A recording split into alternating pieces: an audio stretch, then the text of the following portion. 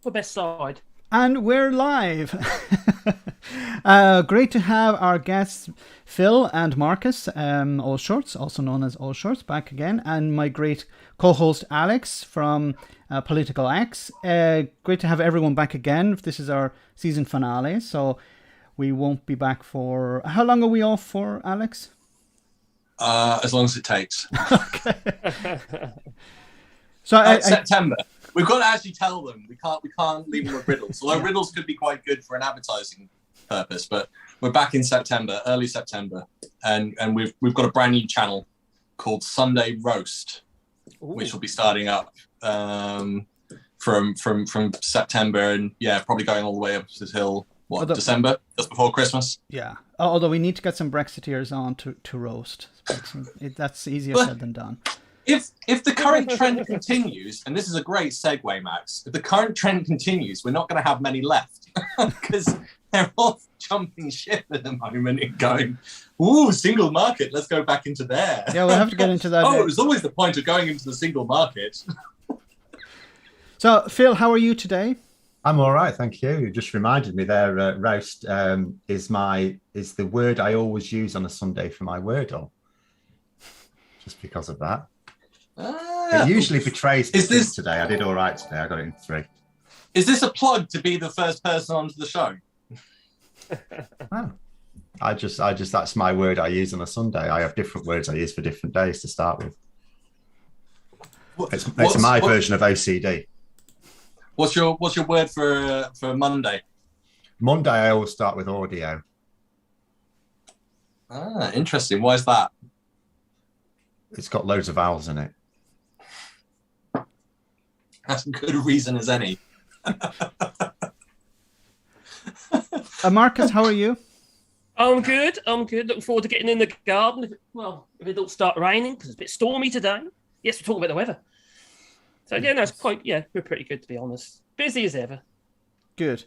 And very... I think we can jump in. Maybe start with the first topic of vote of confidence in Boris Johnson. What's going to happen? Phil, what do you think?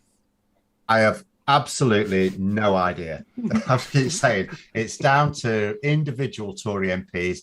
They're making their own calculations based on what's best for them. Some of them will be making what's best for the party. Most of them are very bad at political calculations, which is why they're in this mess. Some of them will be looking around thinking, we need to get rid of him, but who with? Like, some of them will be seriously thinking to themselves, we could get rid of Boris Johnson and end up with Liz Truss. I think it's incredibly complicated. I would ordinarily say that I have a great deal of sympathy for Tory MPs, but then you remember the Tory MPs and what they've been voting for in the last couple of years. Well, I honestly could not say. There was a panic last week with some Tory rebels saying, withdraw your letters. We want to wait till after the by-elections. Because if those by-elections, like I was looking at the latest polling in Wakefield, that was bad. Labour are massively up. The Conservatives down 19 points. I think that must be compared to the actual general election. Labour up 8. So Labour look like they're going to storm it. Tinnerton and Hobbiton, I haven't seen local polling on that, but the book is making Lib Dems strong favourites. So it's not just they could lose it massively. But then so I don't know. I have no idea, because if I was a Tory MP and I was thinking of it, if I imagine myself to be a Tory MP and I don't even know whether it makes a difference whether I'd be in a margin or a safe seat, I'd be looking at it and thinking, we need to get rid of him, but we might get someone who's worse and who costs me even more. We might, like Liz Truss is just as vain as Boris Johnson. She wastes money like Boris Johnson. At the moment, she's trying to buy a $20 million party house in New York. For American diplomats.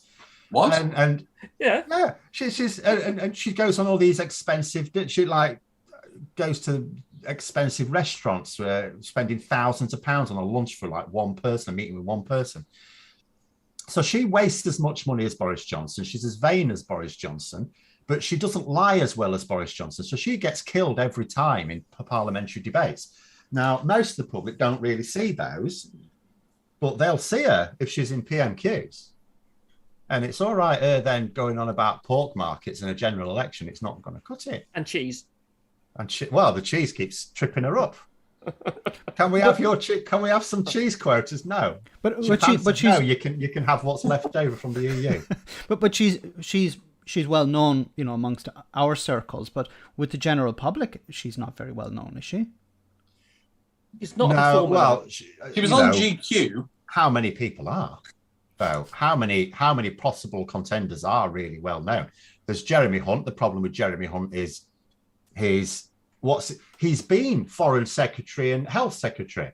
What can he boast of his achievements there? Nothing. He's got nothing. Nothing at all. He buggered up the PPE, which he was in charge of for what, 8 years? Yeah, that was a huge. That would be such an easy score for anyone coming in as opposition as well. But he's even had to admit recently that the health service declined in his time. And as Foreign Secretary, even Liz Truss outshines him because she brought home Zaghari Ratcliffe. He didn't. So he's got nothing. He's got no feathers in his cap. Even for Tories, I don't mean for someone like me. I mean, even for Tory supporters, he's got nothing to say, well, I achieved this. Like Boris Johnson could say, well, look what I did as London Mayor. I mean, you look at it and go, yeah, you did. You've got a cable car over the Thames. Well done. But, he could say things. He lied about it. He could say things.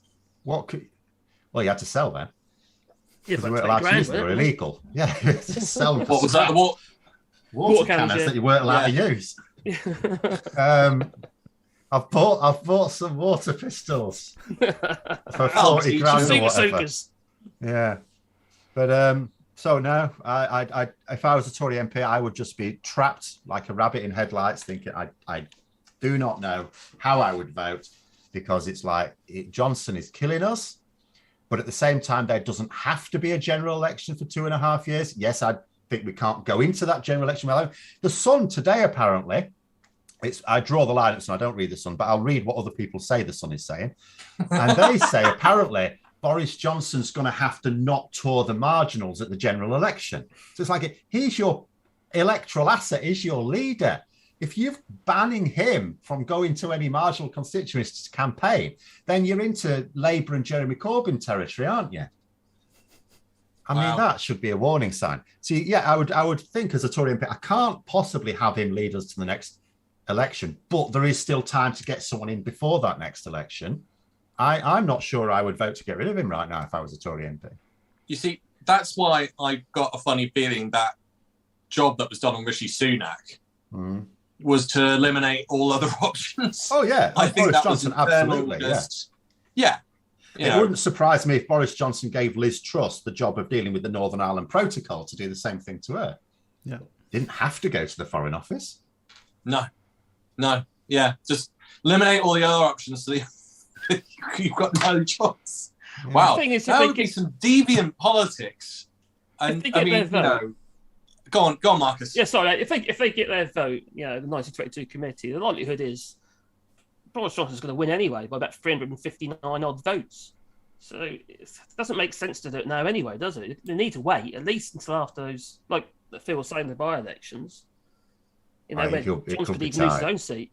I keep saying, I want the vote of no confidence to go ahead, and I want Boris Johnson to win it by 52%. But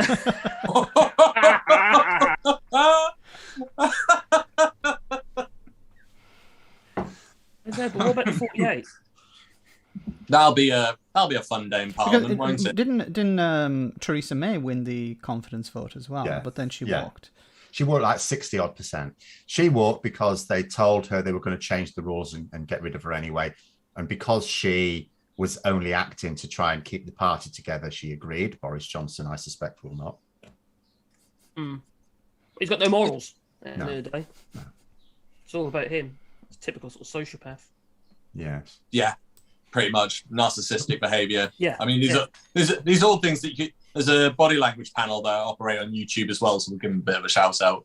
But they analyse a lot of the body language of politicians, and they've categorically said like Boris Johnson is 100% untrustworthy. How can they devise that from Boris Johnson's body language? His body goes in all different directions. And his hair. don't know which way it's going. It does seem like they've got no. The only person I'd probably say is now up there and known is Jacob Rees-Mogg, and that's not an option. That's not an option for them. He will absolutely knacker them because he's got such extremist views.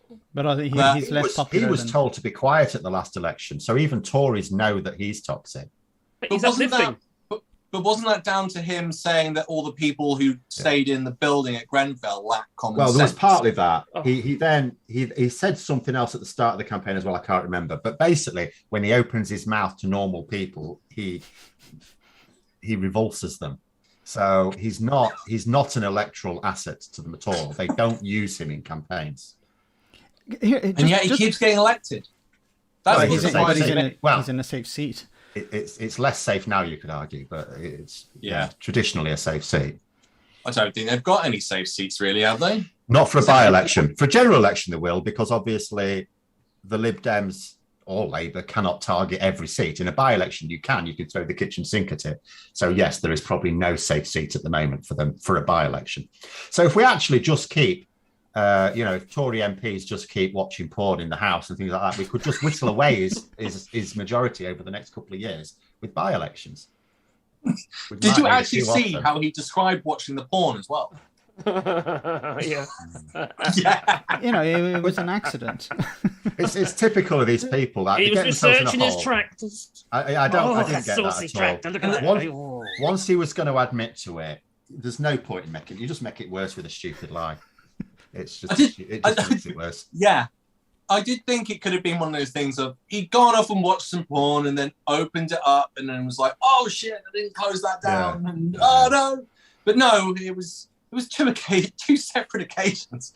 Just like, he must have just been bored and just gone, yeah, whack that on. Well, that's exactly what it was. He said he was waiting for it. And I understand, yes, you're in the chamber and there isn't actually anything to do. While, you've had your say, if you're going to have a say at all. You don't care what anyone else has got to say. You've already made your mind up which way you're going to vote because the whip's told you. And you're waiting for the division to be called. I understand that. There is actually nothing to do. I mean, some MPs tweet to their constituents to keep them appraised of what's going on. But Paul, you don't have to. But what you don't do in any workplace, no matter how bored you are, is watch porn where other people can see you. The thing is, though, Phil, it's on a small device. So it must have been obviously very loud. Well, the other thing as well. People must have doing it long enough for people to notice. Yeah, I think it was Graham Hughes who pointed out as well that in actual fact, to get porn on your phone, you have to specifically unlock it. Do you? I don't know whether that's true. I've not tried it. You haven't done that sort of research. I'm clean. Because it's one of those things people tell you and then you try it. Yeah. But, heard it all before. Seen it all before. That's what he says. You have to, because kids can have phones, of course. You don't necessarily have a different contract to what your kids may have. So there are certain things that are blocked on it unless you unblock it. Is that so, Phil? I keep digging. I actually don't even use phones. My phone is only used for I only ever have a phone for emergencies if the car breaks down or something. That makes me think it's best if any of us ever got in members of Parliament, best not to take your phone in. Simple, that isn't it? Especially if you watch porn. Like phones. Especially if you watch porn. Yes. Didn't Michael Gove get caught with this as well, though? I think there was a story a few years back that Michael Gove got caught somehow watching porn. I don't remember that. But it's probably high as tight though, weren't they? So. Yeah, exactly. So if in the Commons, some of them have been caught watching porn. Some of them, I believe, have been involved in sexual assault. Some of them had illegal raves.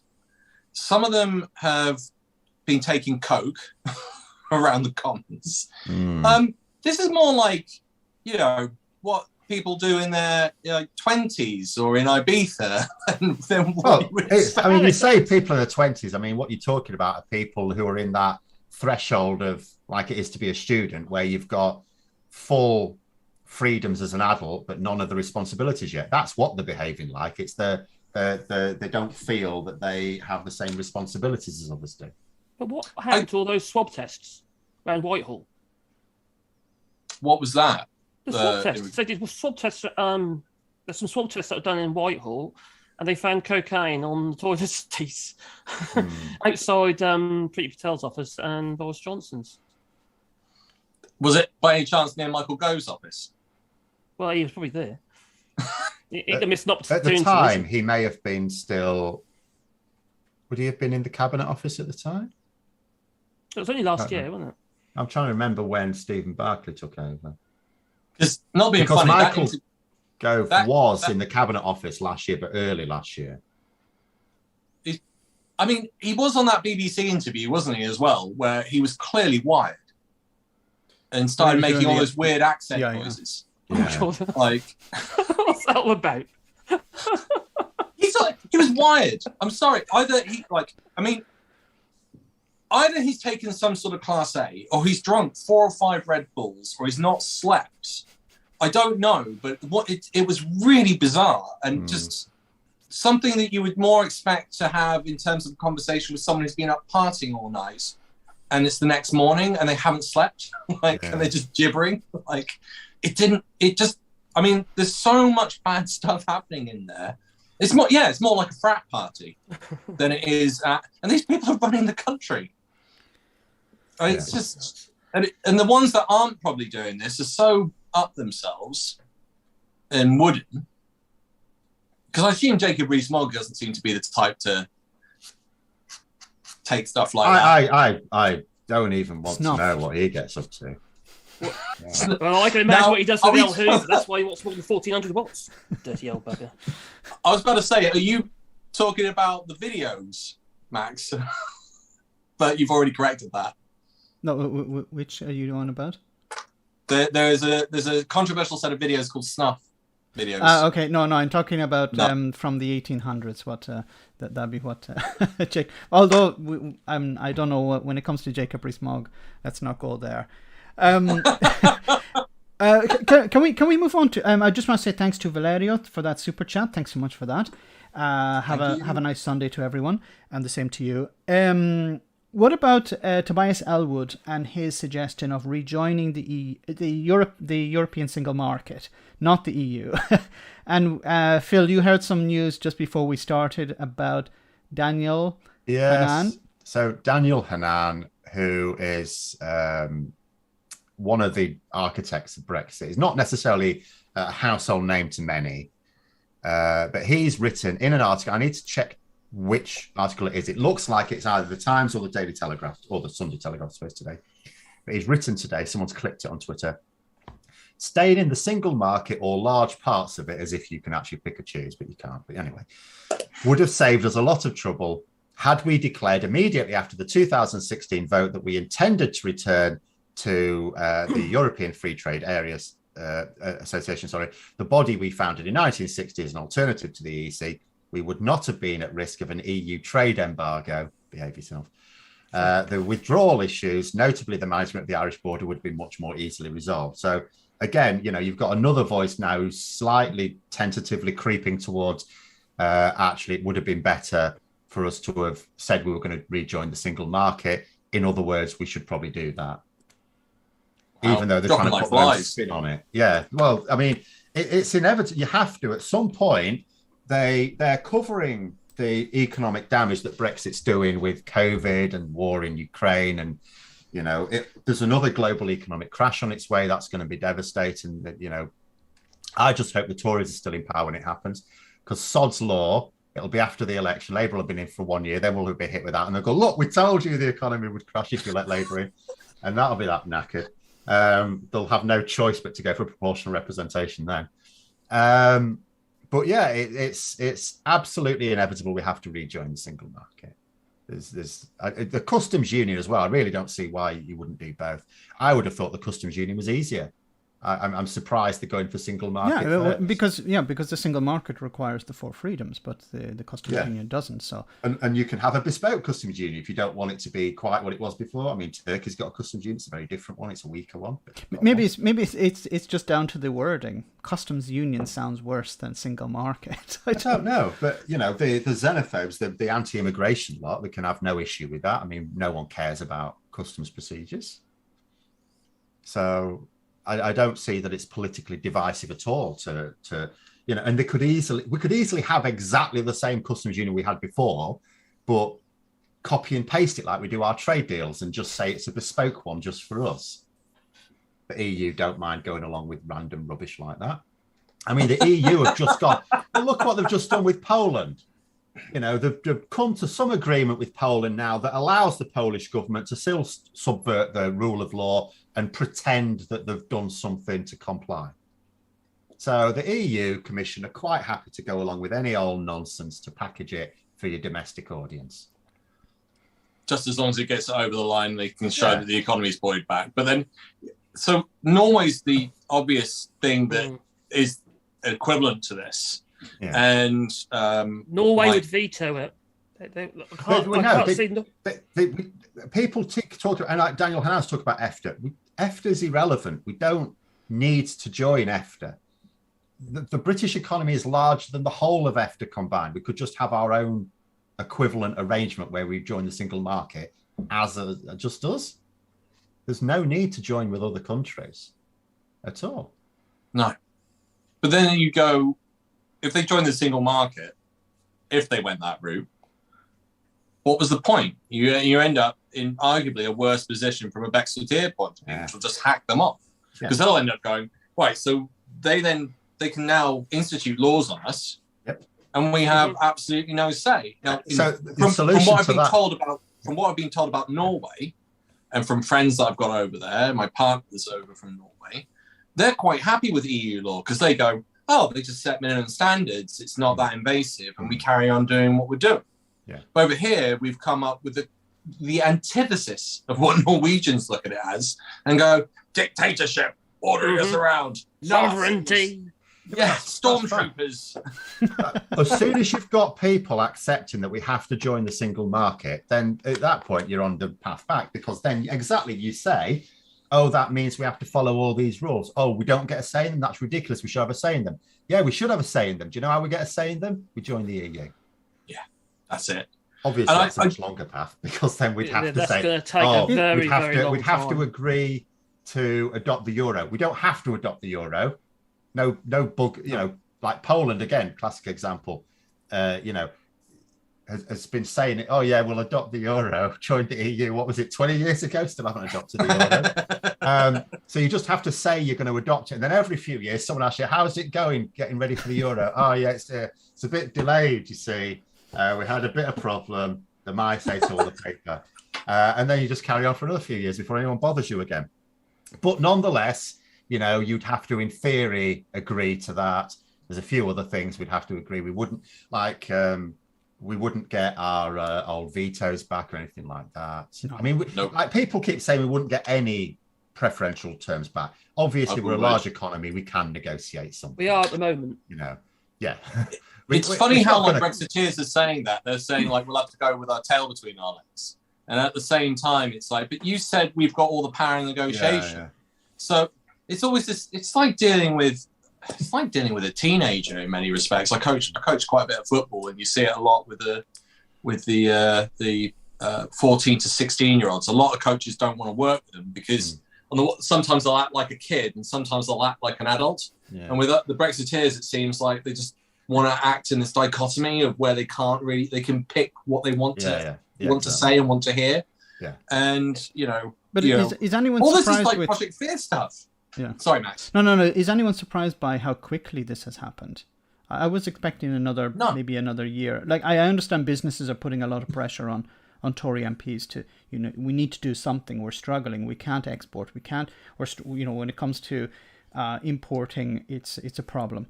I imagine they've been under pressure for a long time. But people like Daniel Hanan and Tobias Ellwood, of course, he voted Remain, but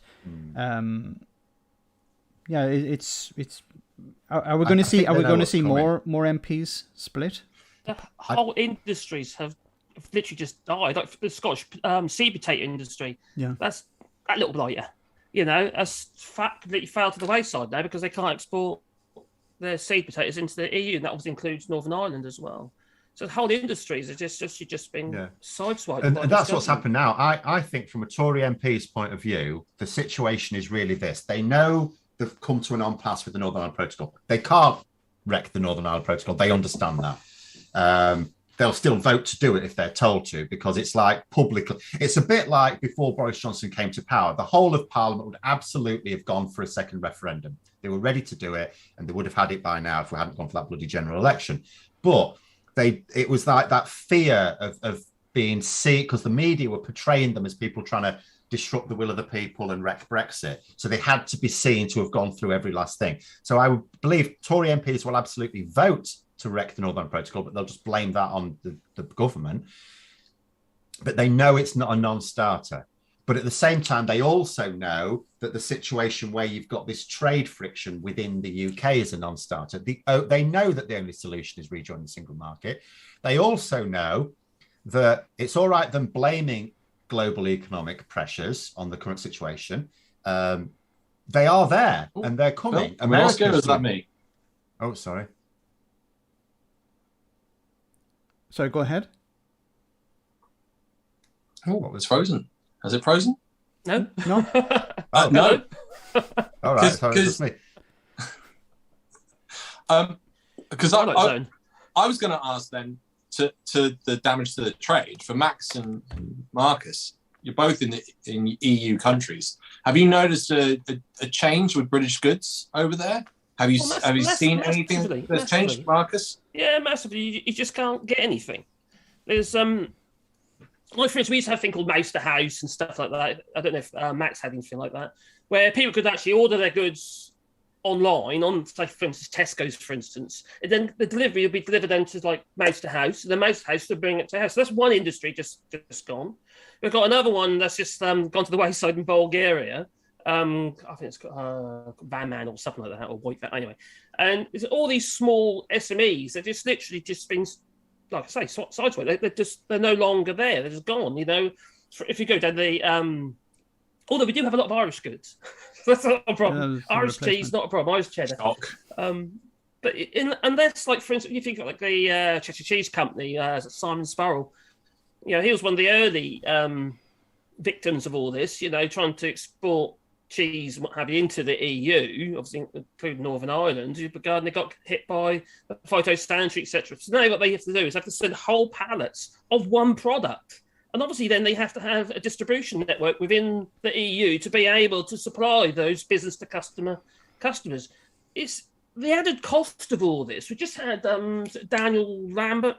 Yeah, he's just done his little blog and what have you.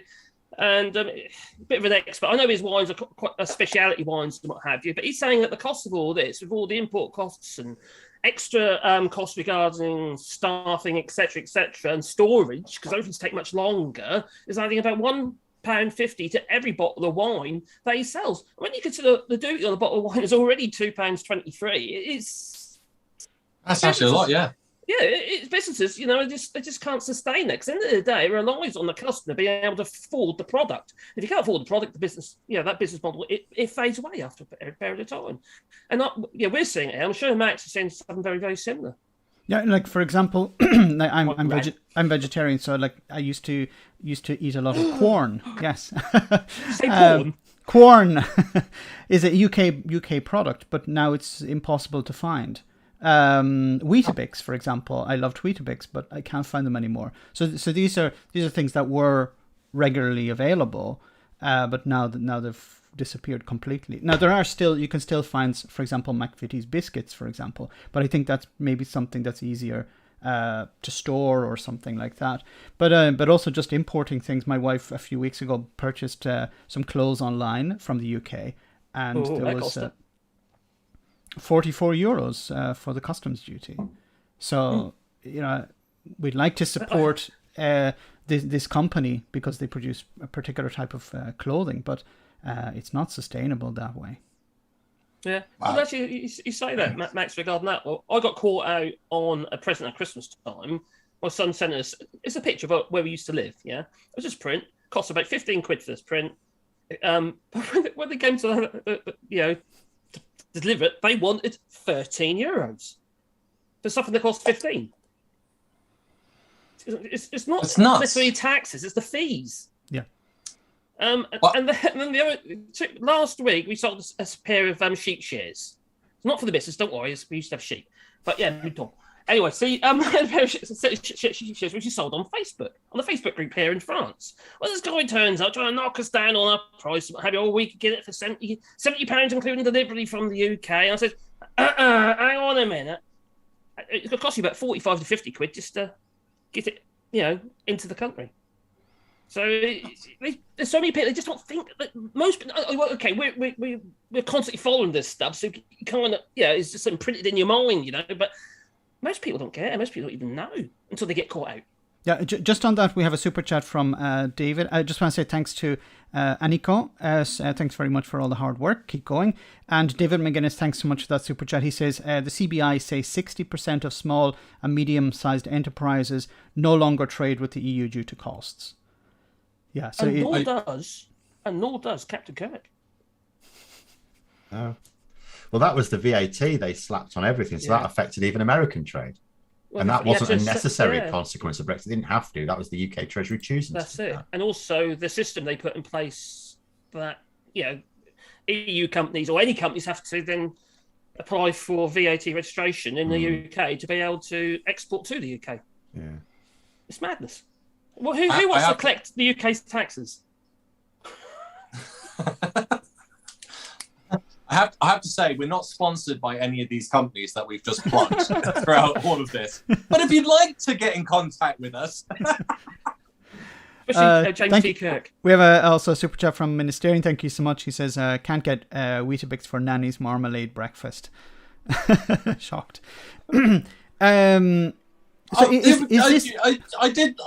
I don't know. Just because you brought up marmalade, I know we hadn't planned on talking about this, but it was quite interesting seeing Paddington Bear, who's a fan of marmalade, being sat next.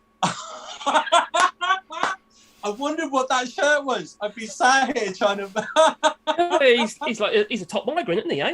Right. So we've definitely plugged quite a lot today. So I was gonna say. It was just quite interesting that an illegal immigrant was sat next to the Queen having tea, and no one was talking about sending it off to Rwanda. I just thought, and I don't know. You haven't seen that shirt.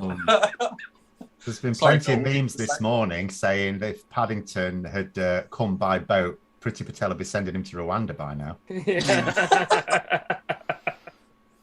Sad but true. Will Natalie Elphick be there? Do you know that he was actually inspired by Jewish children refugees as well from World War II? That was part of the inspiration for his story. Wow. So you're just like, wow. I wondered if the Queen did that on purpose, like a little subtle message, or if that was just people not Euro thinking. hat. What was that? Like her Euro hat. Yeah, the blue hat with the little flowers in it. Was that a Euro hat that she wore? Yeah, pretty much, wasn't it? That's what I was criticised for. Yeah, the other thing as well, she gave a speech after we left the EU or something like that, where she wore the same pin that she wore at the creation of the single market, where she gave a speech.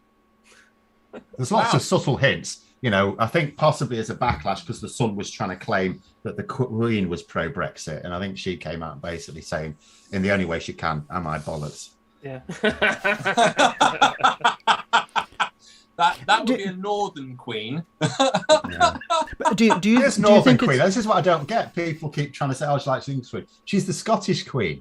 The English line of kings and queens died out with the famously childless Elizabeth. We've had the Scottish line ever since. Elizabeth's a direct descendant of Robert the Bruce. Yep. So we've been ruled by Scots. And she prefers being in Scotland anyway. Everyone knows that. She goes to Balmoral wherever she can.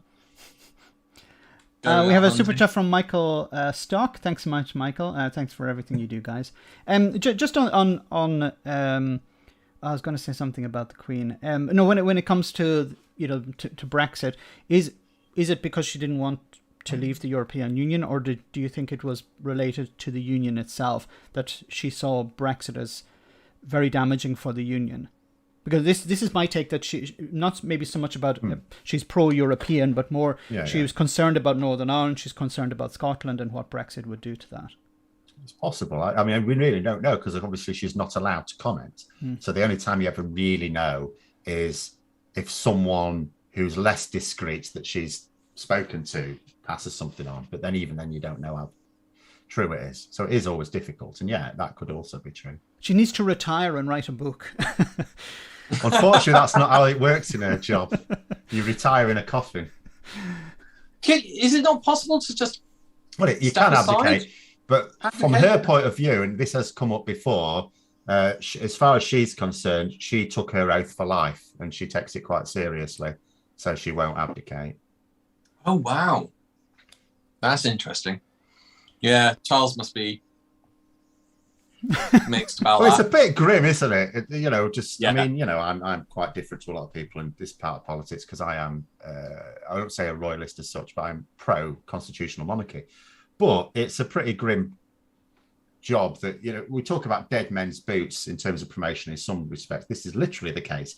You're in a job where career progression relies on your mum dying. So it's a pretty, they must have a very weird way of looking at things. But there's an element of that in life as well. Your inheritance, if you get one. Well, you run a business. I'm going to say I don't know how many people are looking out for an inheritance, really. No, I think there's two things I'd say to that, which is one, you don't get inherited mathematicians, do you? And that would just be like a bit of a silly thing to do because I'd like to have my mathematician based on their ability. Charles has been trained for a job all his life that relies on his mum dying to do it. Would Charles be a better weird situation? Would Charles be a better king than William? Well, it's irrelevant because you get one before the other. I think Charles is quite reckless. Charles is reckless. He has acknowledged that he won't be able to be as outspoken, but I still think he's a bit. I think he'll say things he shouldn't. Well, they've already done that in quite heavy spades, haven't they? In the past. Well, yeah, but he gets away with it because he's not the non. I don't mean racist comments. I mean just Charles is quite political. He's very keen on the environment, architecture, which I don't care as much about, and the environment. And obviously, as king, he will have to back the government line come what may, and he'll be there seething, thinking that the government are not doing enough, in all likelihood. So I do think something's going to slip out. I don't think he's going to punch the Prime Minister or anything. Could he actually refuse to sign a bill? No. Like, in theory, it's one of those things where in theory you can, that happens, he'd be out. The monarchy would then be over. That would be over. So realistically, this is what I keep trying to say, if you had a government that wanted to produce a load of reforms and they had a majority in Parliament to do it, the Queen or the King or whatever will sign them all into law, whereas an elected president wouldn't have to. So to get major reforms in, you'd need to capture two branches of government, whereas at the moment in Britain you only have to do one. The exception to that though is the ID cards bill, which came in under Labour, and that was knocked out through royal veto. But that's the Prime Minister using the royal veto more than it is the Queen. The Queen didn't refuse. No. Tony Blair. But it's just an interesting veto that does exist, but doesn't at the same time. It's a grey area. The Queen is the functionary. She just does what she's told. This is why she dissolved Parliament in 2019 when it was bleedingly obvious that this was not Parliament's will. She had no choice in the matter. She had no say in the matter. She was advised that it needed to be prorogued and she prorogued it. Illegally. Yeah. Which got everyone in a lot of trouble apart from the Queen. Yeah, which is concerning because if a prime minister becomes a dictator, basically, well, the Queen would have to go along with it. They're not far off. They're more of an oligarchy. They're an elected oligarchy is how I describe our democracy. So it's got strong elements in correlation to that of ancient Rome. That's where you get the word pleb from. Because of the plebiscite, and obviously trying to choose my words, people with a Latin education have used the word and then shortened it to the word pleb, which is where the insult comes from. But the idea was originally, and we've got strong elements of this, that there is a ruling class which goes into the Roman Senate, and they're picked through, they're hereditary in Rome. And you've got this element of that being the case here. I said element. I think there's a bit more of an element of, if you can earn a couple of million and show that you can do it through investments or running a business, then you have a right to step in as an MP, especially within the Conservative Party. Self-made is part of that. And there's this genetic element to this British democracy, which is like, well, people rise to the top based on part their merit, but also can be raised to the top through their birth and through multiple generations. And you'll hear a number of them talk about it if you look around on YouTube, members of the British ruling party, but very similar to what they had in ancient Rome. You had this ruling class that was selected based on their heritage. There were some exceptions in ancient Rome as well. If you're rich enough, you could buy your way into the Senate. But it feels very much like that. There's very few checks and balances in the UK. And it's the thing that I never campaigned for Brexit, but there was the one thing I stood for and said, if we leave the EU, we will lose a lot of democratic rights. And people just didn't see that. Yeah. You lose arguably you'd lose a codified constitution from the EU. And on top of that, you'd lost 2 Supreme Courts, not one. And if you lost the UK one and the EU one, and a lot of people said, the EU courts, they're riding roughshod. If you actually listen to the heads of the UK Supreme Court, they in the past have said, actually, we get on really well with the EU, and they listen to our judgments as much as we listen to theirs. And I find it really interesting that our system is essentially, you were there as an election, but you lose pretty much any rights to be able to change anything for about 5 years, which then makes it an elected dictatorial oligarchy. But also one of the for me, one of the worst things about Brexit was that Britain was leading the way when it came to, for example, human rights legislation and stuff like that in the European context, and that's all gone now. It's lost. But that's all within the remit of the European Court of Justice, and without that, you don't get the EU reach. You don't get the CE mark. You don't get any, organisation that facilitated stuff that we required to actually make things work. And it's going back to, like, for instance, the Queen and what have you. They've got more power than what we're told. At the end of the day, they constantly lobbying the government. I did a video a couple days, actually did a video about a year ago, but a video a couple days ago regarding the Queen, how they lobbied the government if you just try and hide their wealth, basically, and their investments. Yeah, but they'll do that anyway. Rich families do that. You don't have to be royalty. Rich corporations do that. Yeah, but we're paying them. We're not. We're not paying them, though. Like, if you think about what we are paying for, the upkeep of royal households. Well, Buckingham Palace wouldn't. If we changed to a republic, the Windsors wouldn't keep Buckingham Palace, so we'd still be paying for the upkeep of that. They got their wealth on the basis of past investment, past. Yeah, that's the same with everyone else. They own land, so they would still have that land, and they would still get rents from that land.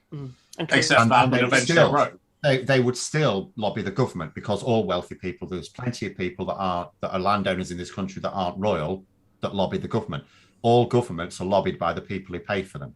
Labour are lobbied by the unions, and others who might help them retain their power. Tony Blair was far too close, for example, to Rupert Murdoch. And the Conservatives are also lobbied by people and wealth. It makes no difference whether you're a republic or a monarchy. That system will still persist. Unless, of course, you change the system. So if you look at the Scandinavian countries, I wish we would. Norway in particular, there's a lot, like, one of the key elements for sustaining a democracy is transparency, which is what we're not able to get. Yeah. And one of the big differences is the fact that the monarchy has the right to meet up with the Prime Minister on a weekly basis. I don't have that right. Why don't I have that right? You don't donate because to the I wasn't Tory born in the party. right family, and I think I could hold Boris Johnson to an argument pretty decently. I think any one of us could hold Boris Johnson in an argument and debate over policy and what he's doing. But the Queen's in this position because they're unelected. In theory, they can't give advice, but she can give advice, and she has the right to meet up with them. And I don't understand how, someone like you, Phil, or Marcus or Max shouldn't have. Well, I mean, Max. Okay, unfortunately, mate, you're not. Yeah.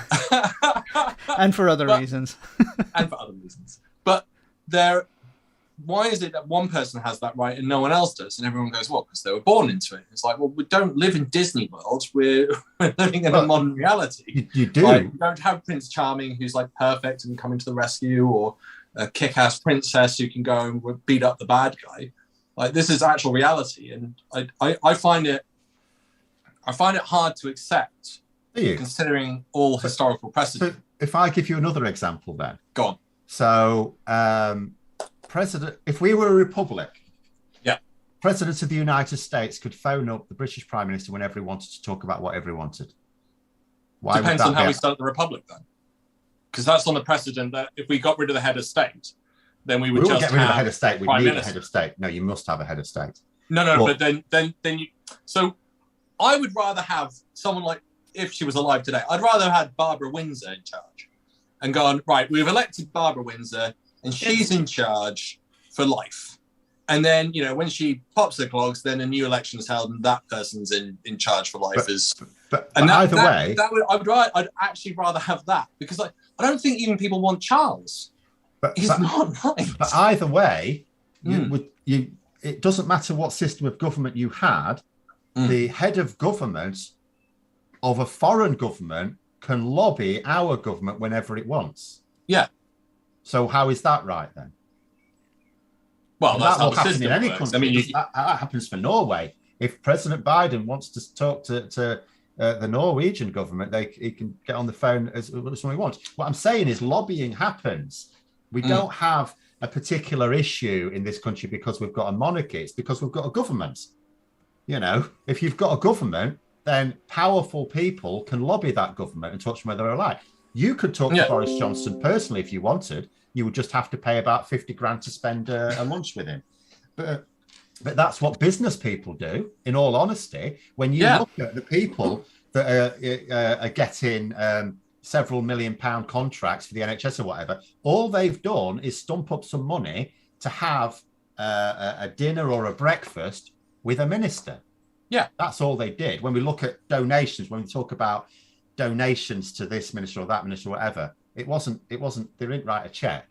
They paid to have a one-to-one lunch. So then you've got that separation, haven't you? Because what you're saying is it's about money. And then we can have this big, and that then goes back to my point about transparency. So for me personally, if let's say an MP was sponsored by 3 companies, I would like those logos on their jacket so I know exactly who they've been sponsored by. And then I can go, right, so you've been sponsored by a drug dealer, a arms dealer, and a coal mine.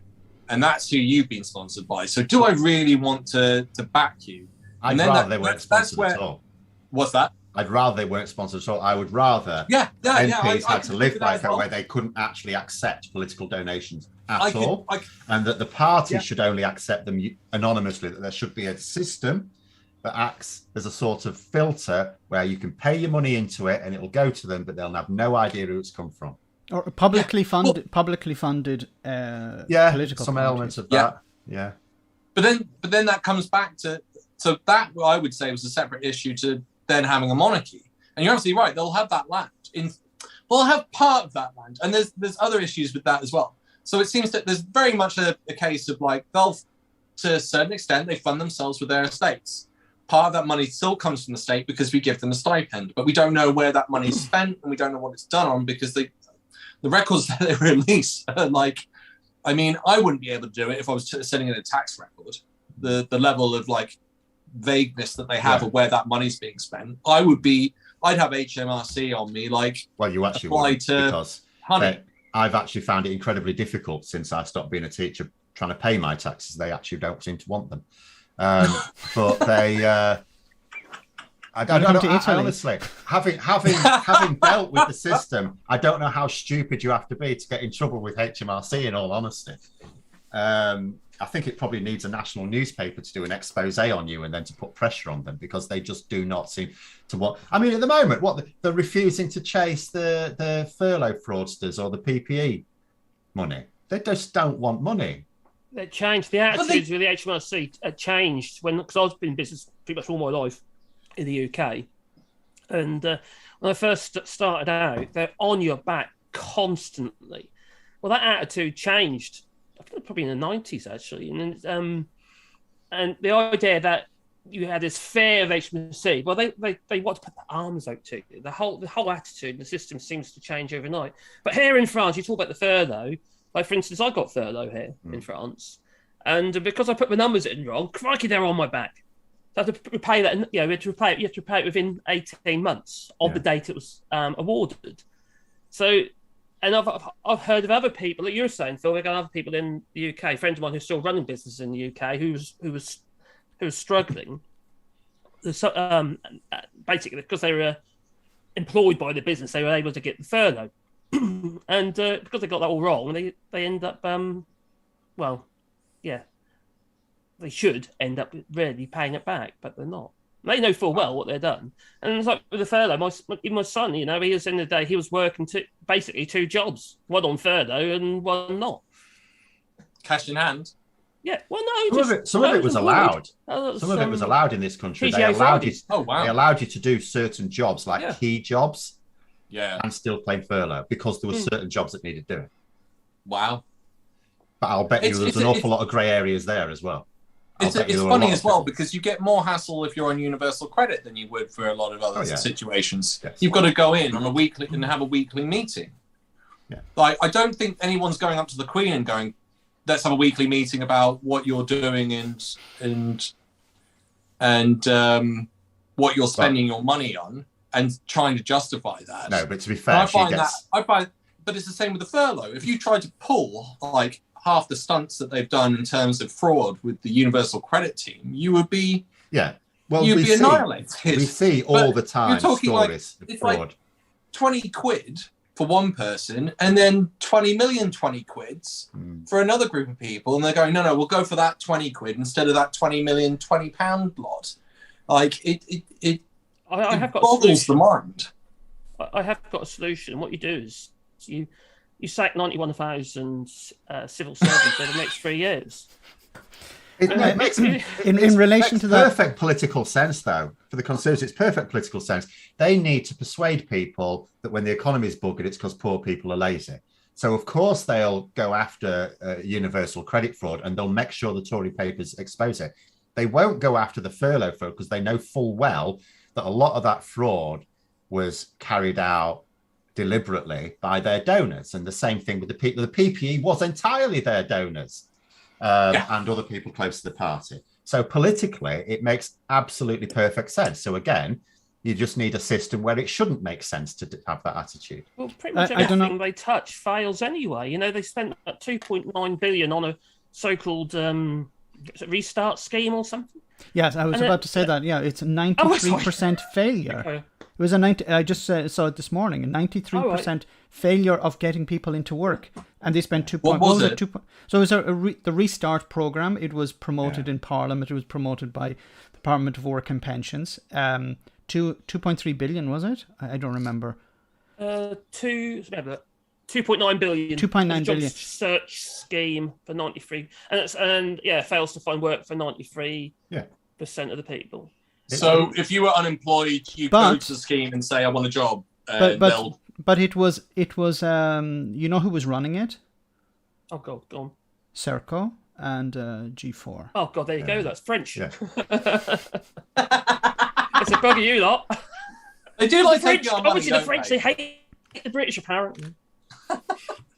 Make good passports. I always thought they were just taking us for absolute mugs when they were clearly like, we kept paying them money to run their border force. And then they were just like, there seems to be this wave of immigrants coming over. I'm sure they didn't do that, but I could just picture them just going, we'll take your money, haha, and just not do anything. I don't think we paid them. Of course we're checking the beaches. I don't think we actually paid them. Did we not? Priti Patel announced that we were going to, and then didn't. And then moaned. So she got to make the announcement as if, okay, we're going to do this, get this deal with the French so that they stop doing it. And then when they don't pay them, the French just go, well, it's not our problem. Off you go. We'll give you a push. You want a push? We'll give you a push. And then she gets to moan in the Daily Express that the bloody French are letting all these migrants come our way. So it's like again, it's like asking somebody to do a job and then you don't pay them, and then they don't do the job, and you complain about it. Well, the thing is, for a system like that not to work, the restart program not to work, in an environment when they're crying out for labour, for people. Yeah. But but they don't live where the jobs are, and they don't have the skills where the jobs are. This is what I'm trying to say. You're always going to have a sum of people. You're always going to have a sum of people unemployed. It's just how it is. Yeah. It's always been the case, and always will be. And right now, we've got more job vacancies than there are unemployed. I wonder why that is. So how are these anti-immigrants supposed to square this one? It's all the lazy British workers. No, there's more jobs than we've got workers unemployed, according to the government figures. And that's why we've got stagflation. If you've got some jobs going on in Essex, that's no pissing good to people unemployed in Sunderland. How do you think they're going to get there each day? And then with skills. I was wondering about this, and I wonder if our economy is too big for our population. And part of that's probably the banking industry being able to finance new businesses. We've got so much money in the city that we could loan out, especially after quantitative easing, where they printed a load of money. Well, that the banks are just desperate, and you could set up a business tomorrow, get a loan, but you'll never find the staff, which is almost too big for our own boots. Yeah, but they weren't just printing money; they were printing digital money just to buy bonds, using those bonds as a way of actually using it as security for loans. Well, this is what's happening in America, and this is actually what's going to cause the next crash. Of course, they've got some issues there, some similar issues to us, but for different reasons. But any large economy needs a lot of migrant labour. Even Japan is very famously anti-immigration itself. It's very difficult to become a Japanese citizen if you're, say, from Europe. Yeah. But they still rely on massive amounts of migrant labour. Huge amounts. Yeah. Any massive got a declining population like us. Yeah. Well, yeah. There's a lot of correlation between the two countries. Go ahead, Marcus. Sorry. You know what we're going to say, don't you? Well, I hope we'll be infertile by 2045. Sperm counts, fertility rate's going down the pan. Well, yeah, because we keep eating stuff wrapped in plastic. Yeah, exactly. Microplastics now as well. Can I just read out some super chats before we finish? Invitation to Bozo on attending Platinum Jubilee event at St. Paul's Cathedral. Bring your own booze. Thank you for all your. Thank you all for your most welcome commentary. That's from Burkus. RMPP says massive thank you to everyone. AK says thanks for the great discussion. And Alistair, Max, loving the content. Keep up the good work. Keep up the great content. Thanks a lot. And Heather has just jumped in. It's cheaper from AliExpress in China than the EU. It's cheaper to get stuff from China than from the EU. Yeah. That's not good. I don't really fancy having slave labour build my products, so that's always like a reason not to do it. And unfortunately, there's quite a bit out there by the looks of it. People like stuck in factories and trapped under desks and sleeping under desks in order to produce like products in large quantities. Doesn't exactly inspire you to buy products from over there either. Well, we go on about China though, don't we? And quite frankly, in the day, we keep buying the stuff. We want this rush. Well, also, with tightening budgets, you're more likely to have to buy it from wherever you can get it from. Exactly. It was just on that. There's no choice. No, it was just something that I when I was talking during one of the live streams about food banks, is a lot of the food that you're starting to see in food banks now. Excuse me, uplifting. Sorry, uplifting centres. Is a lot of the more expensive food because it's been just left on the shelves. Because people just can't afford it anymore. So so usually it would be the cheaper food that would be brought in, but even more expensive food has just been donated from supermarkets. You're going to see a shift with China though, because it looks like the US military have finally cottoned on to how stupid the governmental economic policy's been over the last 20 years. Because they've realized that for the US military, I think it's somewhere in the region of between 60 and 75% of their equipment's bought from China, which means if they go to war with China, they'll just lose overnight. Well, look what's happening in Russia with sanctions. Just the same thing, isn't it? Yeah. So apparently, like there is a military-industrial complex that is very influential on government and general policy in the United States. And from what we can tell, the government is now in talks with the American industrial complex about changing economic policy and producing more goods and equipment in the USA, because they finally cottoned on it's not really good to buy off China. It's just not safe. It's stupidity and short-sightedness of some of the people in charge. It's just also supplying the enemy with their own weapons. That's not a great idea. They have a huge manufacturing deficit as well. Yeah, well, apparently that's going to start to change, and there are talks being held, very high up talks, about how the US military can start sponsoring factories and development within the USA. Yeah. So it'll be interesting to see what happens. I can't see that really taking off for another 5 to 10 years before we start seeing that. But it's going to be very interesting to see if America's industrial power starts ramping up, because they finally realized it might not be in their interest to buy off people that don't like them. The thing about America is they do have raw ingredients. It's not like the UK. The UK's got nothing. Yeah. You use a bit of copper. We've got copper, we've got clay, we've got we might have lithium, we've got tin. We've got water, we've got wind. There's a lot. But the problem is a lot of these are sold off to private companies. So yes, it's not money that's reinvested in the country. Well, it's like China, isn't it? Investing in Africa regarding various ingredients for these batteries, raw materials. Like ARM is a perfect example of a homegrown British enterprise, and then was sold off to NVIDIA, was it? I don't know. Oh, ARM, as in the ARM, the microprocessor. Yeah. It's owned by an American company, so it was it was one of the leading microchip producers in mobile phones, and it was a huge win. But now it's owned by an American company. So that's always been the policy of the Brexiteers, to go free trade, which is like at least some of the upper echelons have been like complete free trade, whereas a lot of like medium to small size Brits and the majority of farmers wanted protection.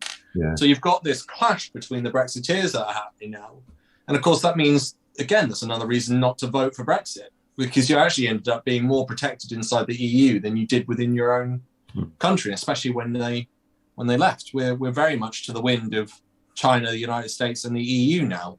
Whereas before, at least we had a big seat at the table for the EU. Yeah. But yeah, right. So shall we do it? We've come to an end. Just want to say thanks to Dudley Spike for his super chat at the end. Thank you very much for that. So I want to say a huge thank you to Phil and to Marcus for coming on today. You're welcome.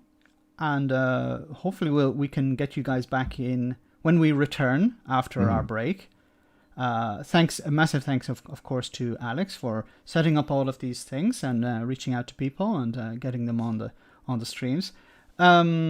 If there's anything you guys would like to say before we finish, Phil, Max, well, you're starting a little market garden, aren't you? So my advice to you, buddy, is to get yourself some comfrey, because if you think you're going to be able to get any fertiliser, that's for the birds. Get yourself some comfrey, stick it in a bucket, leave it for a week, what have you, and you can use that to fertilise your plants. Thank you very much. And obviously don't forget your sweet potatoes. That I won't be able to get from Scotland. Yeah. Phil? Sorry. I know nothing about gardening, so I'll just wish everyone a nice weekend, what's left of it. It might be nice where you are, it's not here. But it has at least stopped raining. It's about 30 degrees where I am, so... Bit grey here, bit grey. Nice. And it's still, it's 23 degrees here. It's like 20. I would like to say a big thank you to Max for helping people to come onto the show and having it on his channel. And I'm also going to say that, we're going to plug now. We are moving to a new channel called Sunday Roast, which is set up. We'll have the link in the description. And that'll be coming out in September, and we'll have season 2 coming to you quicker than you realise. Fantastic. Thanks a lot. So hopefully we'll all see you all in September, and have a great summer and a great weekend. Bye-bye. Bye, everyone. Take care.